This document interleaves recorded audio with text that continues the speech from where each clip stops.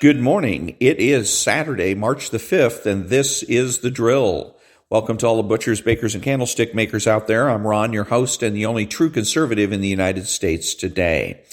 After the Daily Declaration for Spiritual Warfare and the Star-Spangled Banner and the Pledge of Allegiance and other preliminaries, we will have the there's no free lunch and the politics of public sector unionizing. All that and more when I get back.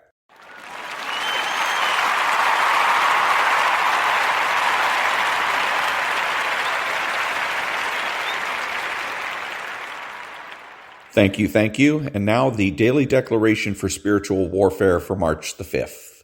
You will destroy all animalistic demons. Do not fear when the enemy comes after you disguised in the animalistic characteristics of wild beasts and dangerous vipers. If you fight in my power and strength, you will tread on the lion and the cobra, and you will trample the great lion and the serpent. The wild boars from the forest will not be able to ravage you, nor will insects from the field be able to feed on you. I will protect you from the prowling of beast in the darkness when lions roar for their prey and seek their food. Though the leopard lies in wait near your home to tear to pieces those who venture out, it will not do you harm, for my power in you is greater than all the power of the enemy. Psalms 91, verse 13, Psalms 104, verses 2 through 21, Jeremiah chapter 5, verse 6, Luke chapter 10, verse 19. Prayer declaration. I tread upon serpents and scorpions and over all the power of the enemy, and nothing shall be by any means hurt me. I tread down the wicked. They are ashes under my feet. I rebuke every spirit that creeps forth from the forest. In the name of Jesus, I close the door to every demonic rat that would attempt to come into my life. Amen. And that was the Daily Declaration for Spiritual Warfare for March the 5th.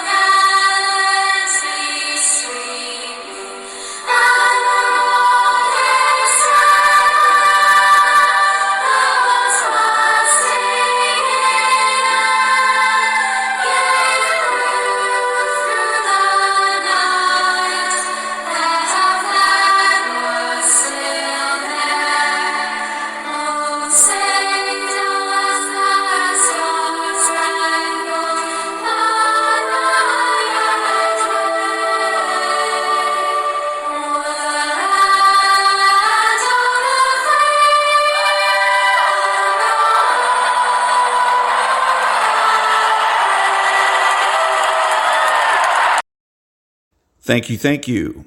Who is the true conservative? He is religious and realistic. He is the person that understands that culture is the foundation for politics. He acknowledges a benevolent universe. He is patriotic and uses common sense. He makes judgments, refuses to speculate, speaks clearly and definitively, and is not afraid to say no. He's open-minded, asking why rather than why not. He is consistent, credible, and influential, not ashamed of his existence, unafraid to learn or correct his mistakes. He is a normal American. Thank you, thank you. What are the true conservative tactics in support of true conservative strategy to defeat the socialists? Number one, and most important, that the true conservative refuse to prove a negative and insist that the socialist instead prove a positive. Thank you, thank you. So what is the true conservative strategy for defeating the socialists politically in this country? It is to attack the socialists from the bottom up, to demoralize and defeat the rank and file socialist that we encounter each and every day. And by so doing, we will discourage them from returning people like Nancy Pelosi to office. Thank you, thank you. What are the true conservatives' political priorities? Number one, the abolition of abortion throughout the country. Number two, making all nuclear, biological, and chemical weapons obsolete. Number three, the decertification of all public employee unions throughout the country.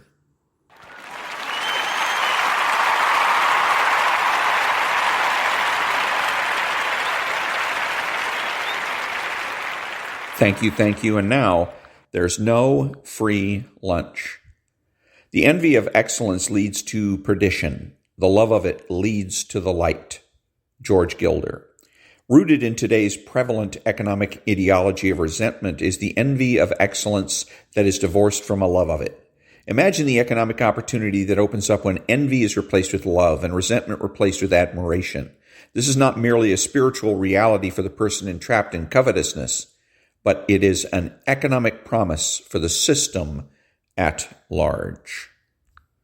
And that was, there's no free lunch.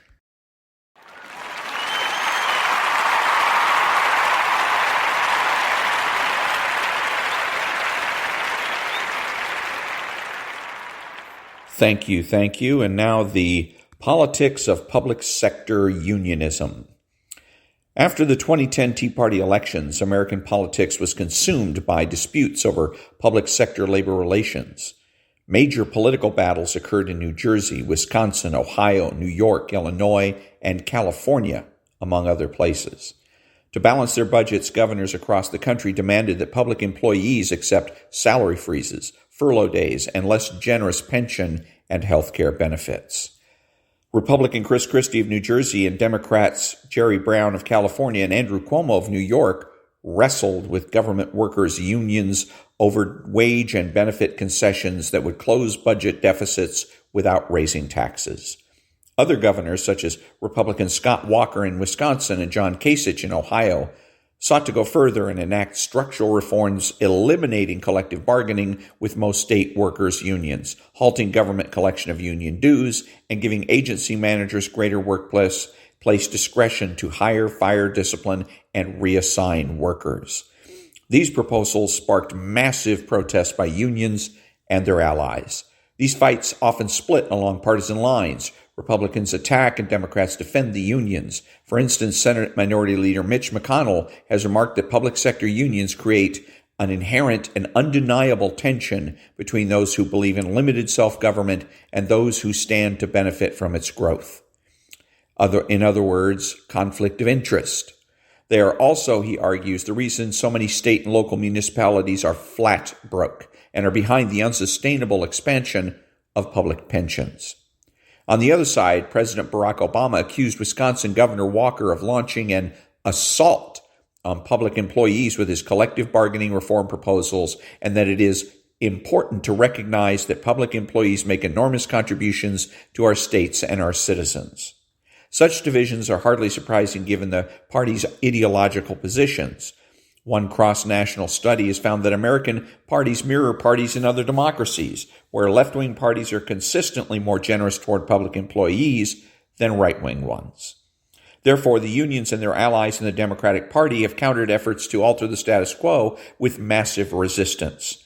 Protests in Madison, Wisconsin lasted for weeks, swelling in size on some days to 70,000 people and dominating national and international news coverage. Democratic state legislatures fled to neighboring Illinois to prevent a vote on Walker's proposal. but succeeded only in postponing legislative defeat. The unions then spearheaded recall elections of a number of Republican state senators and Governor Walker himself before the scheduled conclusion of his term in 2014. Yet Walker won the recall election by more than he won his initial election. Many of the state senators were returned to office as well. The battle was all the more curious insofar as Walker had to spend huge sums of political capital to achieve what in the end was a modest reform compared to states such as Indiana and Michigan, who passed right-to-work laws that are much tougher on both public and private sector labor organizations. In Ohio, the Republican-dominated legislature and Republican governor passed a similar law, one that in fact went further than Wisconsin's in restricting collective bargaining insofar as it did not include a carve-out for police and firefighters. The unions and their allies responded quickly by putting the new law on the ballot in a referendum, vastly outspending and outmobilizing the measure's supporters and defeating it handily. Yet, not all conflicts between elected officials and unionized government workers have pitted Republicans against Democrats. The Democrat Party is in fact divided over this issue and faces a real political conundrum. Liberal Democrats want to use public sector employment as a model that the private sector should emulate. If this approach costs more, they argue that taxes should be increased on Wall Street financiers, corporate businesses, and wealthy individuals to underwrite it.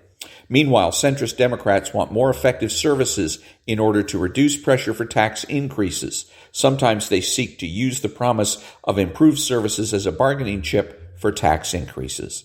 Centrists worry that overly taxing Wall Street and the rich will cause finance firms and wealthy individuals to restructure their compensation packages to avoid higher income taxes and thereby weaken the already unstable tax bases of states like New York and California that rely extensively on taxing the wealthy to fund their governments. Back in a minute.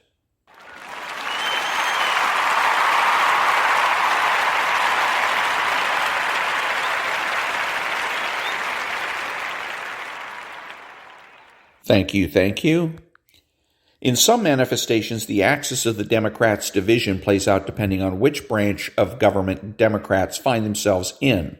Democrats who occupy executive positions, mayors and governors, have been forced by recent budget pressures to turn their backs on their erstwhile union allies. At the same time, Democrat representatives in city councils and state legislatures have stuck by the unions. In Chicago, the 26,000-strong teachers union called a strike to protest a longer school day requested by Democrat Mayor Rahm Emanuel, President Obama's former chief of staff.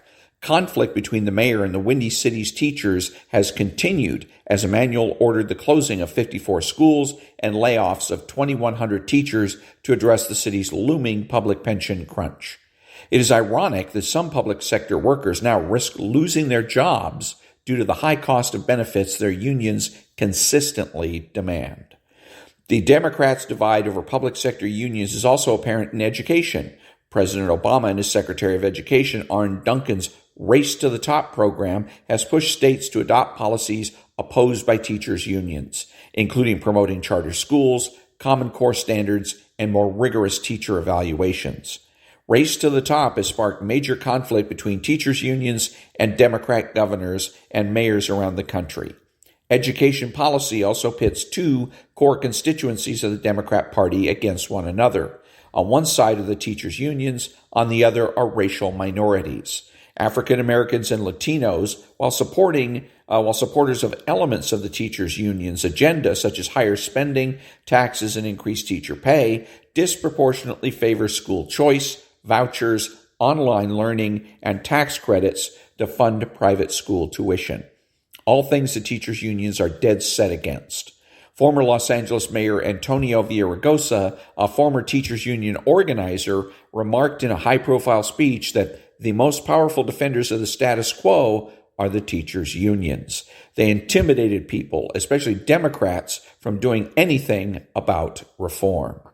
There's likely to be future friction between the teachers' unions and minorities, if not the groups that claim to represent the latter, such as the National Association for the Advancement of Colored People, given the wide gaps in their preferences on many educational policy issues.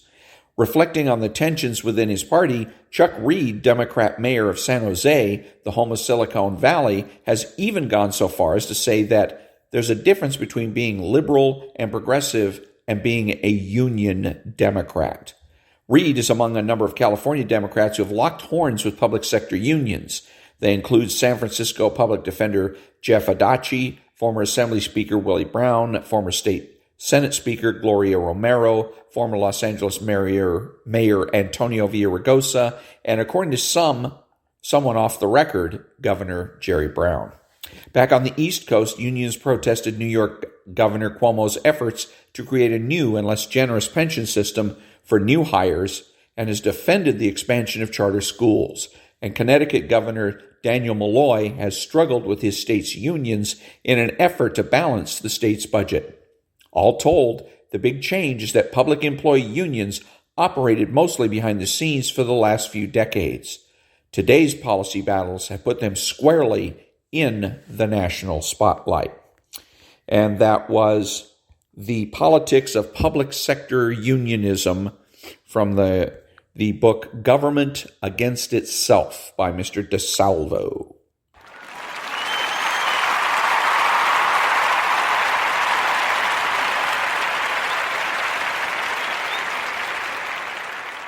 Thank you. Who is the socialist?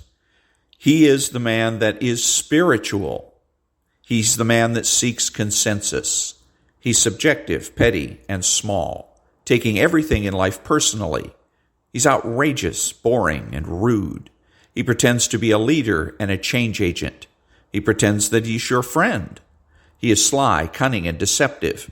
He dresses, acts, and speaks like a slob. He is informal and terminally unique. He is childish and pretends that he knows nothing. He has no conscience and pretends that might makes right and that the ends justify the means. He is impulsive and rationalizes his behavior.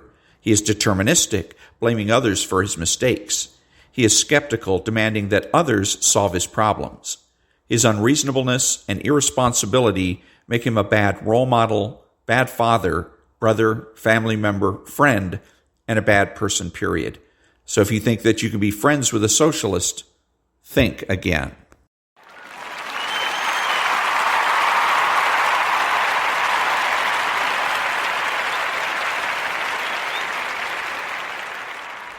Thank you. This is Ron, your host, the only true conservative in the United States today, bidding adios to the butchers, bakers, and candlestick makers out there, reminding you to be honest, to be smart, to be beautiful, and to remember that the left has no authority, no power, and they can't win.